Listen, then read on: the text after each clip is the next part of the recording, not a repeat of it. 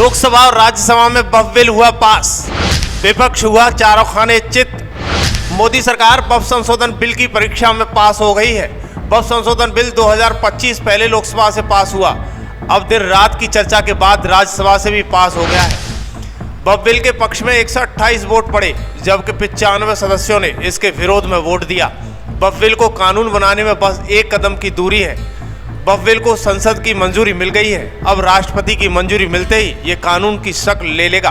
वक्फ amendment bill 2025 को राज्यसभा से पास करना मोदी सरकार की सबसे बड़ी अड़चन थी, पर सरकार ने वहां से भी इसे बहुमत से अधिक संख्या के बल पर पास कर लिया है। दरअसल 3 अप्रैल 2025 को राज्यसभा में वक्फ विधेयक पर चर्चा के दौरान समाजवादी पार्टी के वरिष्ठ नेता प्रोफेसर राम गोपाल ने सरकार की मंशा और विपक्ष की भूमिका पर गंभीर सवाल उठाए।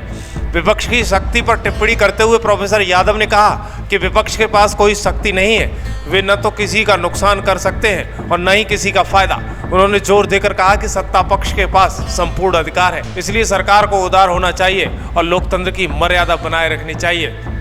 उस तरफ जो अब सदन हो गया है, संविधान सदन, सेंट्रल हॉल में घुसते हैं तो ऊपर लिखा हुआ है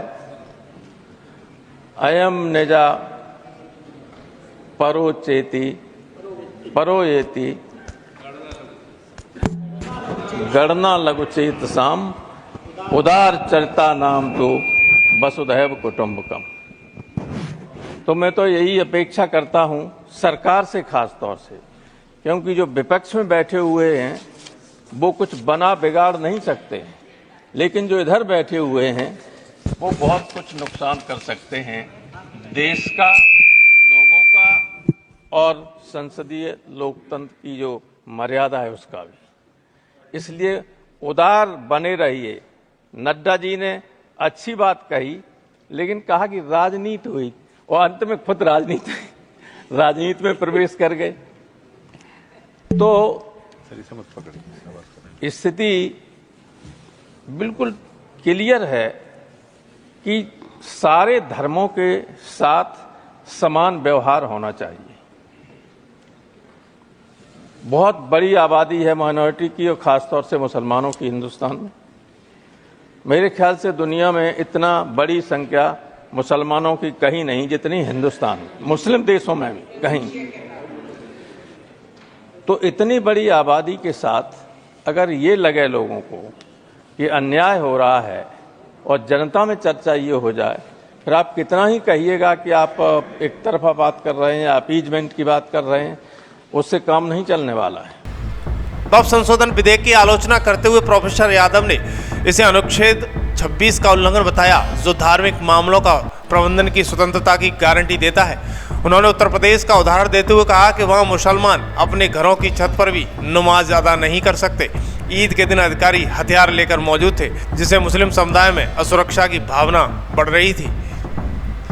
सभापति की प्रतिक्रिया के बाद प्रोफेसर यादव की टिप्पणी पर सभापति जगदीप धनखड़ ने आपत्ति जताई और कहा कि राज्यसभा का कोई भी सदस्य आया है उस पर संदेह हमें इसलिए ज्यादा है क्योंकि हम उत्तर प्रदेश के लोग बुरा न माने।